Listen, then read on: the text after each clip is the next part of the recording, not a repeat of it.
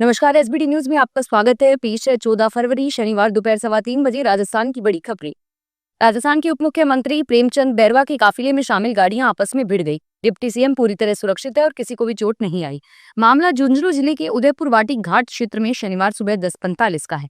Deputy CM Premchand Bairwa बूढ़ा गोरजी के एक प्राइवेट स्कूल के कार्यक्रम में हिस्सा लेने जा रहे थे। इसी दौरान ये हादसा हुआ। यहाँ से स्कूल की दूरी 16 किलोमीटर रह गई थी। उप मुख्यमंत्री का काफिला उदयपुर क्षेत्र से गुजर रहा था। इसी दौरान भाजपा नेता जेपी खटाला अपनी कार लेकर अचानक काफिले के बीच में घुस गए। राजस्थान पुलिस महकमे में एक महत्वपूर्ण रणनीतिक बदलाव किया गया है। प्रदेश में पुलिस निरीक्षकों की बढ़ती कमी और थानों की कार्यप्रणाली को सुचारू बनाने के लिए डीजीपी राजीव शर्मा ने एक बड़ा आदेश जारी किया। अब राज्य के शांत इलाकों और कम अपराध वाले थानों की जिम्मेदारी अनुभवी उप निरीक्षकों के कंधों पर होगी। इस फैसले से न केवल कनिष्ठ अधिकारियों को अपनी कार्यक्षमता साबित करने का मौका मिलेगा, बल्कि फील्ड में अधिकारियों की कमी का संकट भी दूर होगा। राजस्थान के प्राइवेट स्कूल में पहली बार नर्सरी से लेकर पहली क्लास तक यानी 4 क्लासों में राइट टू एजुकेशन के तहत एडमिशन हो पाएगा। इसके लिए 20 फरवरी से आवेदन शुरू होंगे। प्रारंभिक शिक्षा निर्देशालय ने इसके लिए विस्तृत कार्यक्रम जारी करते हुए स्पष्ट किया है कि इस बार भी नर्सरी से पहली तक कुल 4 क्लास में फ्री एडमिशन दिया जाएगा। प्रारंभिक शिक्षा निर्देशालय की सहायक निदेशक और आईटीई एडमिशन प्रभारी चंद्रकिरण परमार ने बताया कि स्कूल की एंट्री क्लास में 3 से 6 माह तक के स्टूडेंट्स को एडमिशन दिया जा रहा है। भीलवाड़ा के एक युवक ने 80 साल की बुजुर्ग मां को कावड़ में बिठाकर 15 किलोमीटर की यात्रा करवाई। दूधिया गांव का रहने वाला भंवरनाथ उसकी मां दृष्टिहीन है और इसी वजह से कावड़ में यात्रा पूरी करवा उनके इस काम की स्थानीय क्षेत्राधिकारियों ने सराहना की। लोग इन्हें कलयुग का श्रवण कुमार भी कह रही है। जानकारी के मुताबिक जब मां ने बेटे को देव दर्शन की अंतिम इच्छा बताई तो बेटे ने इस इच्छा को पूरा करने की जिद की। राजस्थान हाईकोर्ट जोधपुर मुख्य न्यायाधीश ने राज्य के निजी नर्सिंग कॉलेजों और सरकार के बीच लंबे समय से चल रहे विवाद पर एक रिपोर्टेबल जजमेंट दिया है। जस्टिस डॉक्टर पुष्पेंद्र सिंह भाटी और जस्टिस संदीप शाह की बेंच ने व्यवस्था की है कि राज्य सरकार को नर्सिंग कॉलेजों की प्रमाण पत्र के आवेदनों पर काउंसलिंग शुरू होने से कम 45 दिन पहले निर्णय लेना होगा। कोर्ट ने स्पष्ट किया है कि यदि सरकार इस समय बीमा का उल्लंघन करती है तो उसे प्रभावित संस्थानों को देरी के अनुपात में हर्जाना देना होगा। इटली के मिलान शहर निवासी लूका पर्यावरण संरक्षण का संदेश लेकर साइकिल के जरिए भारत भ्रमण पर निकले हैं। उन्होंने भारत यात्रा की शुरुआत दिल्ली से की, लेकिन लंबी दूरी तय करते हुए पोखरण पहुंचे। जर्मनी के लूका ने बताया कि उनकी यह साइकिल यात्रा का मुख्य उद्देश्य पर्यावरण संरक्षण के प्रति लोगों को जागरूक करना है। साइकिल जैसे पर्यावरण अनुकूल साधनों को अपनाकर प्रदूषण को घटाया जा सकता है। Central board of secondary education ने 17 फरवरी से शुरू होने वाली 10वीं 12वीं की बोर्ड परीक्षाओं के लिए एडवाइजरी जारी की है। निर्देश दिए गए हैं कि वे अपनी अपनी परीक्षा केंद्रों पर 10 बजे या इससे पहले तक पहुंच जाए। ग्रामीणों ने तुरंत पुलिस और संबंधित विभाग को सूचना दी, लेकिन आरोप है कि सूचना देने की करीब 1 घंटे बाद भी कोई अधिकारी मौके पर नहीं पहुंचा। ग्रामीणों का कहना है कि प्रशासन की ढिलाई के कारण अवैध खनन माफिया बेखौफ होकर गतिविधियां चला रहे हैं। अनियमितताओं के खिलाफ एक बार फिर कड़ा रुख अपनाया गया है। सीकर में 60 डॉक्टरों को निलंबित कर दिया गया है, जबकि एक अस्पताल और एक डायग्नोस्टिक सेंटर के खिलाफ एफआईआर दर्ज है। सूत्रों के अनुसार करीब 10 अन्य डॉक्टर रडार पर हैं और इस मामले में 15 कर्मचारी भी चिन्हित किए गए हैं जो आरजीएस कार्ड का दुरुपयोग करके फर्जी क्लेम उठा रहे हैं।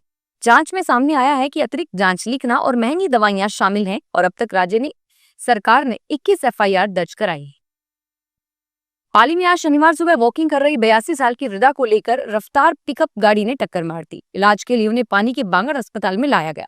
पुलिस के अनुसार पाली शहर के शिवाजी नगर में रहने वाली विद्यावती सुबह रोड पर घूम रही थी। इसी दौरान तेज रफ्तार से आ रही पिकअप ने उन्हें टक्कर मार दी।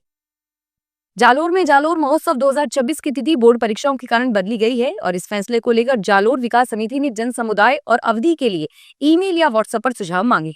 समिति के अनुसार माध्यमिक शिक्षा बोर्ड की परीक्षाएं 12 फरवरी से शुरू होने से जिला प्रशासन से चर्चा के बाद यह निर्णय लिया गया।